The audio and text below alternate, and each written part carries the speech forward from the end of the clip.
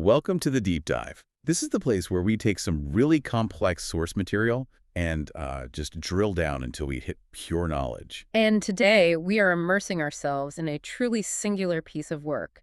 It's a coming-of-age story, but it's also so much more. It really is. It merges the delicate and ancient ecology Yeah. of the American South with I guess you'd call it the brutal, efficient social dynamics of ant colonies. Exactly. And all of this is set against a high-stakes legal and ideological battle for a piece of unspoiled nature.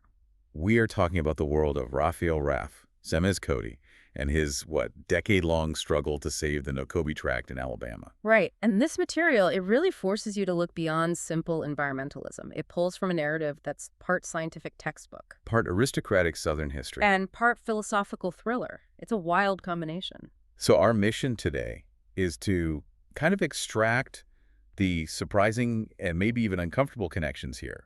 Yeah, we have to understand how the relentless genetic warfare of an anthill becomes this perfect, almost chilling mirror for human conflicts, Whether that's aristocratic family feuds, corporate power plays. or even religious extremism. Yeah. We're going to look at why Raff's study of the anthill is so central to understanding the human anthill and how both of them operate under these similar ruthless cycles of growth, conflict, and, eventual decline. And the philosophical thread that's running through all of it, it's this idea that conflict isn't some kind of mistake or aberration. No, it's a core, unavoidable genetic imperative. It's just baked into the system. So grab your field guides, your history books, and your deepest sense of curiosity.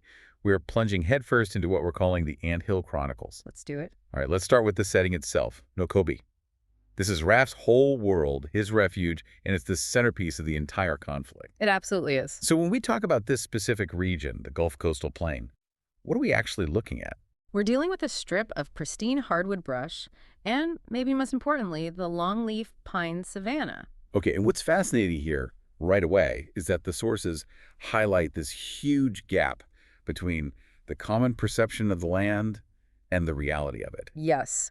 The local community, they just dismissed this tract, it's about 1,200 acres, as just unhealthy piney woods and impenetrable thickets. So just wasteland, basically. Pretty much. It was seen as undesirable land, only good for bugs and snakes, and definitely not worth $20 million, which is what one local later calculated its value to be. It sounds like that classic failure of human perspective. If it's not immediately useful for crops or for development, it just gets written off. Exactly. But for a naturalist like Raff, this tract was, it was a biological jewel. It was virtually unchanged for millennia.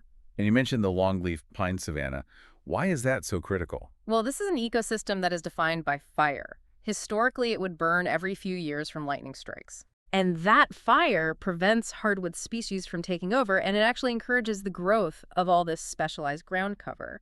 The timber itself is valuable, sure, but the ecological value is just priceless. Because the trees and the animals have all evolved together? They've co-evolved with a unique suite of species, and we're told that only about 2% of the original old-growth longleaf pine savanna is even left in the United States. Wow. So that makes Nokobee an incredible ecological rarity. And right in the middle of it is Lake Nokobee itself. It's big, you said 1,200 acres. The descriptions they're almost idyllic. They really are. Waters are unpolluted and clear, fed by groundwater, so clear you can see fish and turtles hiding down in the eelgrass. It's this perfect, self-contained world. A complete, untouched aquatic ecosystem. It is, and Yeah. the sources give us these specific census counts, almost like it's Raff's own personal data sheet. What does it list? Well, we learn about 5 medium-sized alligators, each with well-spaced territories. Which suggests a balanced predator-prey relationship. There's enough food to go around. Exactly, no overcrowding. Then you have the smaller residents, like the Congo eels. Which are not eels at all, right? They're giant aquatic salamanders. That's right, a fascinating sort of cryptic creature. And then there are 6 species of water snakes, including the dangerously common cottonmouth moccasin. And we know that one plays a pretty significant role in Raff's early development. A very big role. But what's really crucial for the legal battle that comes later are the signature species of the longleaf pine savanna. These are the indicator species Raff ends up using to fight the developers. Yes, and we get a few key examples. There's the bobwhite quail, which is prized by hunters, but Ironically, its population is failing near human development. Why is that?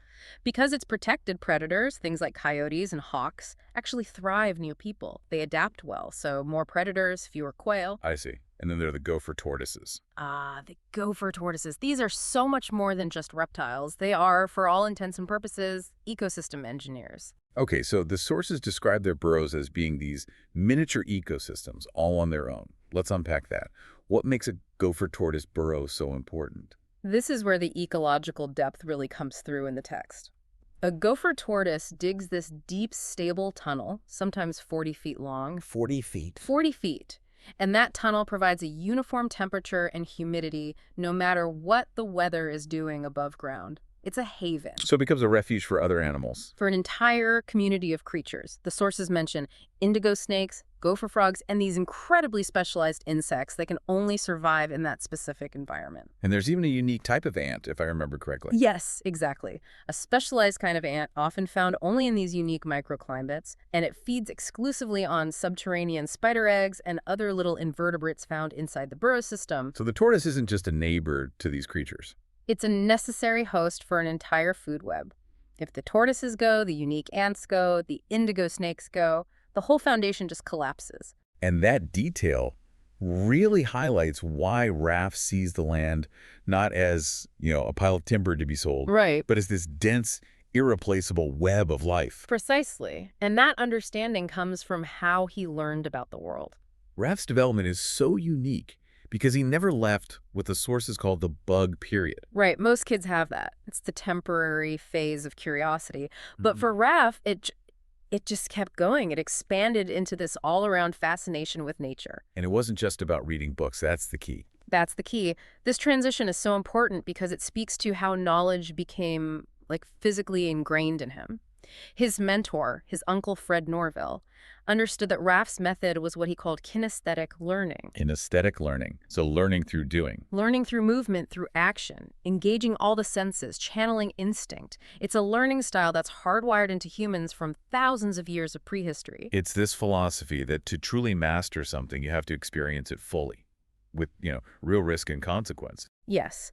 And the text uses this fantastic, highly detailed example of learning a frog. I love this part. It's so vivid. It's wonderful because it illustrates the commitment required. You don't learn a frog just by reading a field guide or, looking at one in a zoo. No. To learn a frog in a full and lasting way, one that ensures the concept will be with you forever, you have to do the whole process. Which is? You have to find it where it lives. You have to watch it, listen to its call, study its exact habitat. You have to stalk it. You have to stalk it, capture it, study it in a jar for a little while, and then, and this is critical, release it exactly where you found it. That full sensory input is what makes it stick. It's everything.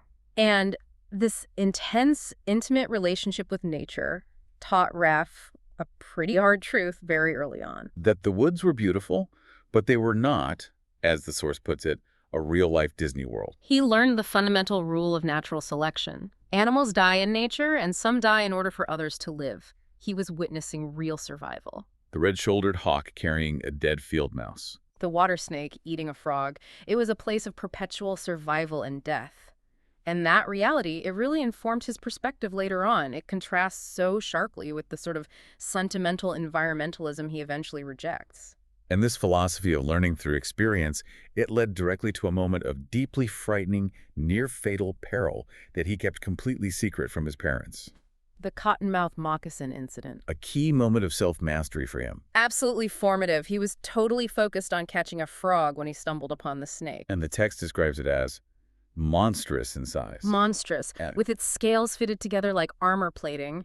The snake lunged, its head coming like a spear point, its mouth lining. Dead white as shaded snow. Yes, as the fangs unfolded, the imagery is just terrifyingly vivid. And the proximity of this strike is what's so crucial. It was incredibly close. The fangs went through the top of his rolled-up shirt cuff and sprayed venom onto the cloth. But not into his skin. Not directly. As the snake struggled to pull free, the fangs scratched the skin on his wrist. It didn't inject the venom, but it was a terrifyingly close shave. And in that moment, he realizes this is the ultimate test of all the natural knowledge he's been accumulating. And his reaction, his immediate life-saving reaction, was just instinctual. It was critical. He remembered from something he'd read that he must not run Right, because running would increase his heart rate. and circulate any potential venom much faster through his body. Oh, he just walked. Slowly. He walked slowly, maintained complete control, kept checking his arm for any sign of swelling or paralysis, and nothing happened. Wow. The moccasin had failed to inject. But the experience was formative. He went home, trembling, but told no one, not a soul. And that secret moment of pure peril, faced and survived completely alone, it gave him this profound, quiet confidence that, his academic achievements later could never quite replicate. It's a different kind of knowledge, earned knowledge. Which is so different from the kind of masculinity his father was trying to instill in him. Oh, completely. This self-reliance he gained in the wilderness contrasts so sharply with the aggressive traditional Southern masculinity of his father, Ainsley Cody. Ainsley operates on a totally different code than Raff's mother, Marcia, Yeah. and her aristocratic mobile heritage. Ainsley is described as a philosophical stoic, but not in the classical Greek sense of, passive acceptance. No. In his Southern context, Stoicism meant absolute self-control, emotional restraint, and projecting this powerful self-confidence that was backed by a readiness for action. And he was physically small, right? Very. Under 5 feet 8 inches, 130 pounds. So his power had to come from internal preparedness and confidence, not from his size or his wealth.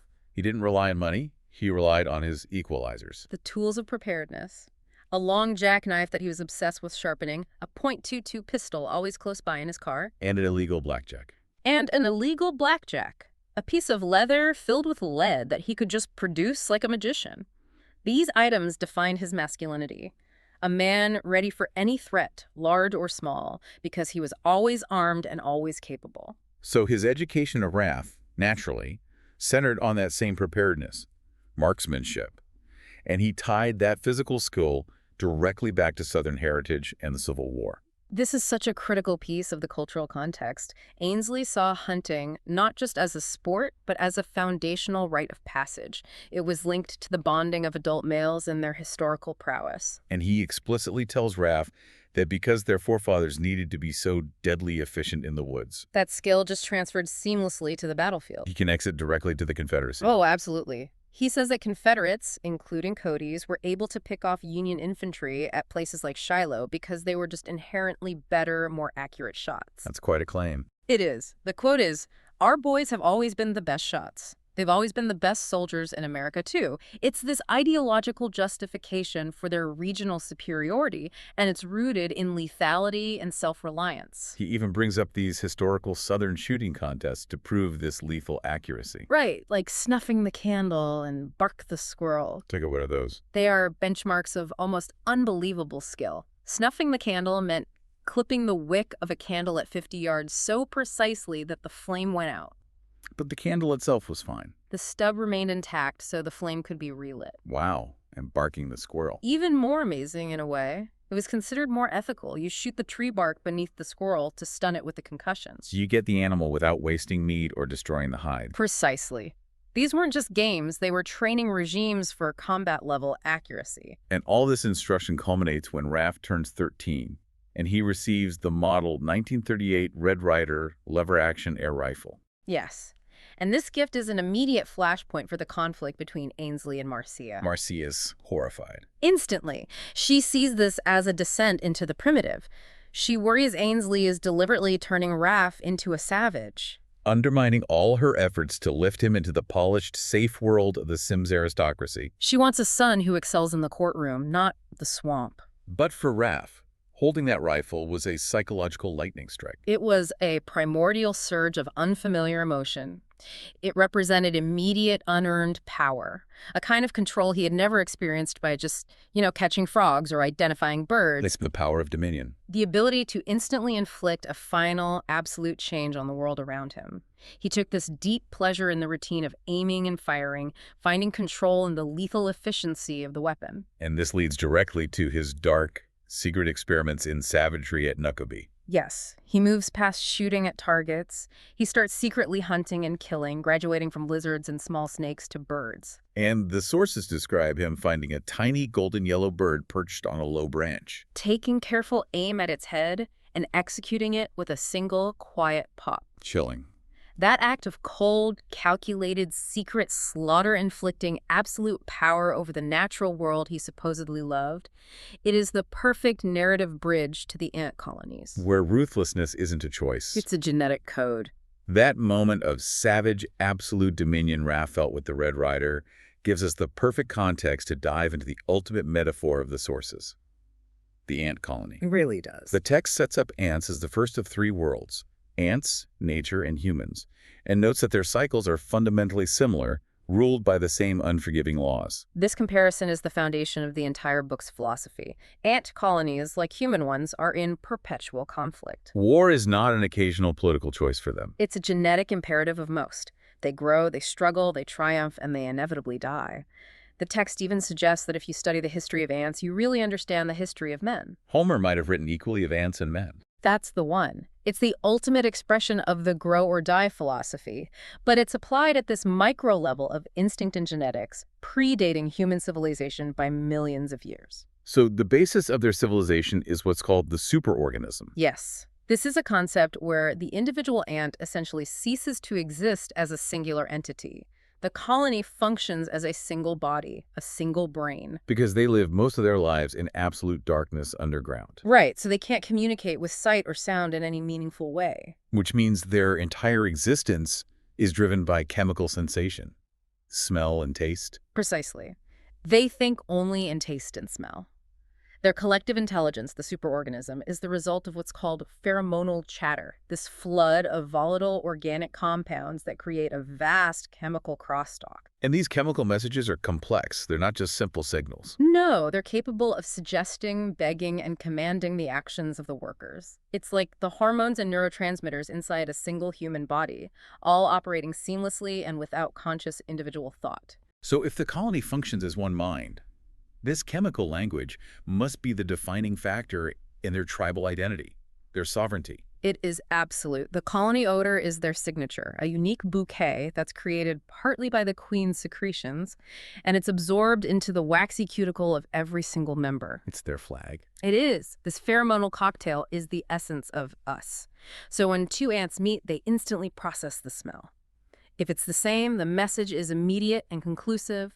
She belongs to my colony, no other. And if it differs? The message is instantly, different colony, look out, which usually translates immediately into violence. And this biological imperative leads to the hard geopolitical rule of ant existence, which, it mirrors the worst parts of human history. Alliance is functionally impossible for them. The first law is absolute territorial sovereignty. They cannot afford to share resources or territory. And the fate of a defeated leader is absolute. Any queen captured by raiders, even the strongest, is torn to pieces immediately. There is no room for negotiation or political compromise. The superorganism demands absolute purity of its tribal identity and absolute protection of its physical space. Raff's central scientific study focuses on the trailhead colony. Right, which was once dominant, but is now facing this slow internal decay. And its neighbor, the streamside colony, is waiting in the wings. And the sources root the decline of the trailhead colony and the failure of its monarch, the queen. The foundational role of the queen is just fascinating. She mates once. Only once. Only once. She stores the sperm in a specialized pouch for decades, potentially for the entire lifespan of the colony, and just uses it judiciously over time. And she does all the initial labor herself. She does. Before becoming the center of the superorganism, this figurehead whose chemical output dictates the colony's social structure, and after mating, she immediately breaks off her own wings. What? Why? It's a precise, painless mutilation, a literal cutting off of her past life. She will never fly again. Her work is now underground. That is incredible. And this contrasts so dramatically with the life of the male drone. The drone is the ultimate sacrificial figure. He's born from an unfertilized egg, which makes him genetically distinct, and he lives his whole life as a parasite, just fed by his sisters. His entire existence is for one purpose. He is a guided missile loaded with sperm. His entire life's work is a single 5-minute ejaculation during the mating flight. And after that? He is utterly useless, he's rejected by the colony, he has no way to feed himself, and he's basically programmed to die by dehydration, a bird, an enemy ant, it doesn't matter. The most efficient yet existentially disposable member of the society. Exactly. So when the trailhead queen died, the workers didn't immediately recognize it. And that speaks volumes about the nature of insect decay and the power of these lingering chemical signals. How would they not know? Well, because insects are encased in a rigid external skeleton, the exoskeleton remains intact long after the soft tissue inside shrivels up. Her quietness was just interpreted as royal rest. But more importantly, her smell, her pheromones, were still there. Critically, yes. The lingering odors that had saturated the nest material and the workers themselves continued to signal, "I remain among you." Her royal presence had been woven into the pheromone life of the nest for so long that the institutional memory persisted, even after the institution itself was dead. But eventually, that machinery starts to break down. Yeah. And the response is chaotic. It's self-defeating. The unifying chemical signal is gone. The instinct machine just keeps running, searching for a solution. So what does it do? In a desperate, last-ditch attempt to restore leadership, unfertilized eggs were laid, producing what are called desperate soldier queens. These were essentially usurpers born out of biological panic. And their biological flaw ensured the final collapse. Absolutely. Because they were unfertilized, they could only produce haploid offspring. Which are males. Drones. Exactly. They couldn't produce the fertile workers or queens necessary for the colony's survival. So the trailhead colony was essentially producing useless cannon fodder and breeding its own extinction. So the failure wasn't an external attack at first. No, it was the slow decay of its own social and biological machinery. And this internal decay led to mass starvation, the ultimate betrayal of the superorganism. What happened? The nurse ants, driven by the instinct to preserve the strongest members of the colony, began to kill and cannibalize the larvae and pupae Their own baby sisters. to feed the adult ants. This cannibalism is the final, horrifying indicator that the colony has failed its genetic imperative. It is a social machine turning in on itself, consuming its own future. Which is a perfect parallel to human societies collapsing under internal pressures. A perfect parallel. And the younger, healthier streamside colony was simply waiting for the inevitable. The warfare itself is depicted as absolutely ruthless, driven by that absolute imperative of sovereignty. Yes, when the streamsiders finally attacked, the trail heaters just collapsed into panic, not resistance. So the victory was achieved not through some glorious single battle. No, it was through a slow, patient exploitation of the enemy's internal decay. The streamsiders waited until the trailhead's social machinery was so broken that when they finally penetrated the nest, the remaining workers were just a panicked, helpless mob who fled upward, offering almost no defense. And the streamside colony's solution for replenishing their labor force is brutal but utilitarian. It's pure amoral efficiency. They seized the young adults, the pupa and newly emerged workers from the vanquished nest, and adopted them as slaves. Why at that specific age? They did this at the specific age when the young ants were just learning the colony odor. By taking them at that point, the streamsiders avoided the high labor cost of raising the young from eggs, but they ensured the new workforce would absorb the streamside odor and identity. It's resource maximization through conquest. That's all it is. Yeah. But the ultimate, the really big one, falls upon a massive ant society, the super colony, and it's a direct, devastating link to the human world. The arrival of the moving tree gods. Right. This super colony was preparing for the mating swarm, the single greatest event of their yearly cycle, the thing that ensures their collective immortality. Conditions were perfect. Moist ground, ideal temperature. The nuptial frenzy was peaking. And then disaster struck with terrifying speed. The arrival of the humans was completely accidental in its intent, but absolutely catastrophic in its result. And it coincided exactly with the super colony's most vulnerable moment. From the ant perspective, what did they experience? These towering beings just arrived in an instant. Their appendages moved swiftly, casting enormous shadows and alien odors. They were fixing the environment, clearing the land for development. The sound must have been overwhelming. The ant senses registered the sound as bizarre hissing and grunting noises. And the next morning, the great ant conurbation was just gone. The site was left an environmental dead zone, a killing field, the site of a mermicide, a cemetery. A mermicide, that's a powerful word. It's a profound moment showing the vast difference in scale and impact. It is. The ants interpreted this as a divine, catastrophic force gods clearing the land. But the humans were just developers, intervening accidentally but devastatingly in the natural cycle. It shows Raff, and it shows us, that the greatest threat to the natural world is often not calculated evil. But in different efficiency, the sheer scale of human progress just rolling over everything in its path, treating the superorganism of the anthill as nothing more than soil that needs to be moved. And this brings us to the human conflict, because Raff's struggle isn't just external with developers, it's deeply rooted in his own family. Specifically, his mobile Semmes heritage, represented by his mother, Marcia. She's constantly trying to pull him away from Ainsley's rough culture and toward her definition of nobility. Her life goal was maintaining the family status. She was raised in the ghost of an antebellum ghost town. Which means she was clinging to historical status, not current wealth. Her entire self-worth was tied to the three graces of Southern nobility, this really rigid social framework. Okay, let's clearly define those three graces, because they explain Marcy's actions completely. The first is old family and money, with the emphasis on family. It has to be lineage, not just cash. Right. Second is gracious living, which means large, maintained houses filled with antique furniture that was passed down through generations, not bought new. New money was okay, but only if it could acquire the trappings of old money. And the third? The third, and maybe the most defining for her, was the gray wool of the Confederacy.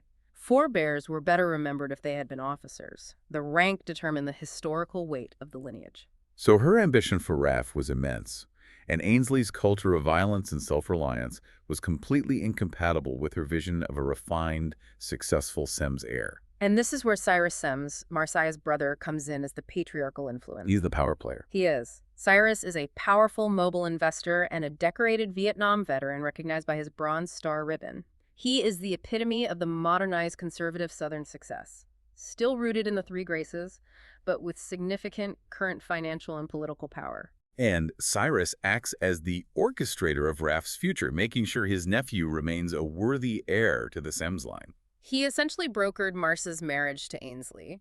He found Ainsley a respectable, white-collar job as an assistant manager at a hardware store and bought them a house. So he elevated Ainsley just enough. Just enough to make Raff a respectable heir in the Semmes view. And since Cyrus had daughters who were less promising academically, Raff was designated as the future male successor of the Semmes name. And Cyrus's big move is forcing Raff away from his dream of being a park ranger and into law. Law was seen as one of the preferred professions of the best families. It was a way to maintain status and influence power, unlike, say, science or biology. So Cyrus backs Raff completely, who eventually gets accepted to Harvard Law School. And Raff arrives in Cambridge feeling utterly alienated. He sees the vast, intimidating, specialized university environment as a massive, ruthless, human anthill. Another anthill. It's an environment that demands intense competition and conformity, just like the ant colony. Only here, instead of pheromones, the language is legalese and academic achievement. And once at Harvard, Raff is exposed to these three wildly different, violently conflicting ideologies on how to handle nature. Yes, and none of them align with his own quiet, scientific, naturalist approach. First, you have the radical environmental approach. This is Jolene Simpson and the Gaia Force. Jolene represents the deep ecological wing that believes the system is fundamentally corrupt. She demands revolution. She doesn't believe any national leader or legal system is capable of saving humanity or the planet. Her strategy is direct action, public protest, frontal assault. And that includes actions that many would define as eco-terrorism or illegal sabotage. Oh, absolutely. She advocates for eco-war, like driving large nails into the base of Douglas fir trunks, a technique known as tree spiking to wreck chainsaws and seriously injure loggers. And Raff is repelled by this. Immediately. He reflects that trees and bears were not disenfranchised people. You couldn't win their rights through civil rights methods. The fight, in his mind, had to be won legally and strategically. So then on the complete opposite side, you have his uncle Cyrus and the conservative business view, the grow or die mentality, which Raff understands intimately. Cyrus's philosophy is pure economic efficiency. He proudly dismisses conservation efforts as a liberal never land. The source material quotes him directly. It does. America didn't become great by sitting on its ass. We thrived on war, to be perfectly frank about it. We grew. Growth, like the ant colony's genetic imperative, is completely non-negotiable. And he believes the region's economic future lies in this massive mobile Pensacola Twin Cities metropolis, guided by his powerful nonprofit, the Gulf Gateway Coalition. Their vision is total development. They operate under the theological principle of dominion, which they interpret as replacing nature with human infrastructure. They see nature as fungible, replaceable. The land, specifically Nokobee, is just raw material for profit. There's a local banker who perfectly encapsulated this sentiment to a journalist. He said the land is worth $20 million, and a couple of endangered species aren't worth that. A cold, hard calculation where biodiversity is a cost, not an asset. That's all it is. But the third and most alarming ideology Raff encounters is that of the religious extremist. This ties back to the idea of dominion, but takes it to a dangerous theological extreme. This is Reverend Wayne LeBeau, the Sword of Gideon. He's a prison guard captain and a rabble-rouser, and LeBeau views saving the wild environment not as merely misguided, but as actively the devil's work. This is where the extreme eschatological theology comes in, the idea that accelerating environmental ruin is actually a desirable outcome. Yes. LeBeau argues that God doesn't give shit about the land and the creatures on them. This world, in his view, is just a place on the way to heaven or hell, so temporal concerns like ecology are irrelevant. And his truly alarming argument is that man should use it all up. The faster the better, because Jesus is coming for the rapture. Wow. The idea is that maximizing human consumption and even ecological destruction might actually hasten the end of days, fulfilling prophecy. He frames Raff, the Harvard-educated science lover, as one of the deceivers and an agent of the Antichrist for advocating conservation. That is genuinely shocking. The conflict isn't just about policy or economics. No, it's a fundamental existential war. And Raff is caught between eco-sabotage, pure capitalism, and religious fanaticism. It forces him to realize that his quiet scientific love for nature is it's insufficient. He can't win with sentiment, and he can't win with revolution. He has to find a way to make preservation speak the language of power. So Raff's solution is brilliant and cold. Fight the battle from the inside. Exactly. He takes a job as in-house counsel for the developer Drake Sunderland. It's a move that publicly shocks Cyrus, but serves as Raff's Trojan horse. He needs to learn the enemy's playbook. And this placement teaches him the core legal dilemma. The agonizing conflict between the two sacred precepts of the Republic, private property rights and America's natural heritage. In America, property rights are paramount. So Raff learns that the only way to restrict development is to prove that unrestricted use harms the public good. So his strategy hinges on proving the irreplaceable value of Nokobee. He has to turn the conservation liability into a biodiversity trump card. He focuses on the specific, unique, and irreplaceable elements. Nokobee is designated a biodiversity hotspot. He identifies 2 endemic plant species found nowhere else on Earth, plus 2 endangered salamanders, a rare bird, and of course, the gopher tortoise. But the most critical part is the trees themselves. The longleaf pine stand on the west side is original old growth, a habitat so rare only 2% remains in the entire United States. The timber alone is worth over $1 million, but cutting it becomes legally impossible because of all the other species that depend on that specific habitat. And this brings us to Raff's trump card, turning the endangered species and the old-growth forest from a cost center into a profit center. Right. A way to make nature pay for its own preservation. This is the strategic pivot. It is. Raff argues that developers have to stop viewing habitats and species as costs or legal obstacles, and instead add them to the profit side of the ledger. So what's his proposal? It's a compromise. Build a smaller number of extremely high-end luxury estates lining the lake, but leave nearly 90% of the tract untouched as a state botanical site or a reserve. This is a sophisticated business strategy. He's leveraging the scarcity principle. Absolutely. By creating this massive reserve, they are creating an unparalleled amenity for wealthy buyers. These buyers get the benefit of pristine, protected nature scot-free right outside their door. And that ensures the exclusive, irreplaceable value of their property. Raff points to national trends where high-end retirement communities and second home resorts increasingly rely on conservation land as a key selling feature, especially when they're close to a growing metropolis like the proposed Twin Cities. So he's ensuring high price points, limited inventory, and legal protection all at once. Yes. And his philosophical justification to sell this to conservative businessmen like Sunderland is genius because it speaks their language. He bypasses the liberal-conservative divide completely. He connects the Latin root of conservatism and conservation conservar, which means to preserve, to keep. He argues that conservation isn't a left-wing ideal, but a tradition of prudent, responsible stewardship of valuable resources. He adopts the language of a recent author who argued that green is the new red, white, and blue. Yes. He shifts the conversation from moral obligation to smart investment and patriotic resource management. And by using corporate logic and leveraging environmental rarity as an economic asset, Raff successfully controls the middle ground. He forces the developers to accept preservation as the most profitable business decision, and that ultimately secures the survival of Nokobee. A brilliant move. Raff's strategic legal and business plan is finalized, securing the future of Nokobee. But before the victory could be celebrated, the conflict with the religious extremists reaches this terrifying, brutal crescendo. It drags Raff from the world of Harvard law right back into the raw violence of the swamp. Reverend LeBeau, along with his followers Rainey and Sunky, the sort of Gideon men, they ambush Raff at Nokobee. LeBeau is absolutely furious that Raff, the fucking atheist and big-time science lover, managed to use the system against them. He effectively blocked their rapture-accelerating development plan. And the intention of the ambush is horrifyingly simple and premeditated.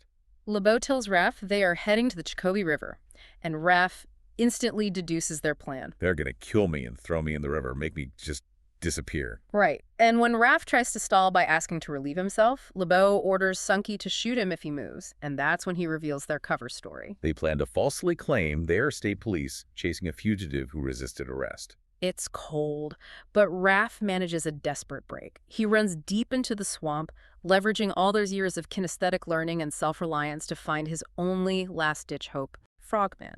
The local legend, a paranoid recluse, supposedly a murderer from years ago, who lives in total isolation, and he's rumored to feed a gigantic alligator named Old Ben. So Raff reaches Frogman's isolated house, gasping, explaining the men chasing him have guns and they're going to kill them both. He appeals to Frogman's paranoia and his survival instinct. And Frogman's response is so detached and chilling. It's a pure expression of Ainsley's philosophy of preparedness, but taken to an absolute extreme. He tells Raff to hide in a closet. Right. And when LeBeau, Rainey, and Sunky arrive, they're sweaty, exhausted, and completely exposed, and they deliver this clumsy lie about being police chasing a fugitive who robbed a filling station. And Frogman's subsequent actions are just, sudden, efficient, and horrifyingly final. Frogman grabs his pump-action shotgun. He bellows, ordering Raff out of the closet. When Raff emerges, terrified, Frogman faces him, makes sure Raff is clear. And then turns the gun on LeBeau and the others. The text describes the ensuing justice in stark, unflinching detail. It is brutal, primal violence. Frogman fatally shoots LeBeau and Rainey with the shotgun. The bodies are instantly blown open, ribs exposed, blood pooling. With LeBeau's ripped intestine trailing out like a grotesque appendage, the violence is absolute. It mirrors the sudden, final termination you see in the ant colony warfare, but it's perpetrated by a human driven by savage instinct. And then the ultimate disposal, returning the bodies to the great cycle of nature. Through the immense alligator, Frogman tells Raff he's going to feed the bodies to Old Ben. And Raff just runs, knowing the images of the savage man throwing chunks of meat and bone to the gator will be forever stamped in his mind. The violence he just survived was the ultimate necessary defense of his own life, meted out by a character who truly belongs to the wild, not the civilization Raff was educated into. It's a shocking climax. So Raff flees the scene, traumatized, his mind churning with this insane mix of fear, relief, and horrific images. The psychological weight is immense. And his coping mechanism is one of the most fascinating aspects of the book. It's this forced focus on the predictable beauty of nature. He consciously forces his mind to retreat from the trauma and focus only on the smallest, most predictable cycles of life. Butterflies. The zebra swallowtail, its black-striped wings flashing, the dog-faced sulfur, the little blues. He seeks them out, seeing every detail with perfect clarity, forcing the consistent, predictable patterns of nature into his consciousness just to shut out the unpredictable horror of human behavior. He knows it's a psychological mechanism to prevent a total breakdown. But the consistent patterns of the natural world are all that can hold him together. He disposes of Sunky's cowboy hat as his last connection to the violence. He vows to protect Frogman, And he drives home, unable to face his parents because of the fear and the secret knowledge he now carries. And he makes a series of profound, exhausted decisions in the immediate aftermath. He takes an oath. He's done with war, the ideological war, the legal war, and the physical war. He vows to get married, be normal, have a family, and reduce his environmental activism to cautious legal consultation on the side. It's a fundamental retreat. It is. He is choosing the stability of domesticity over the chaos of the superorganism.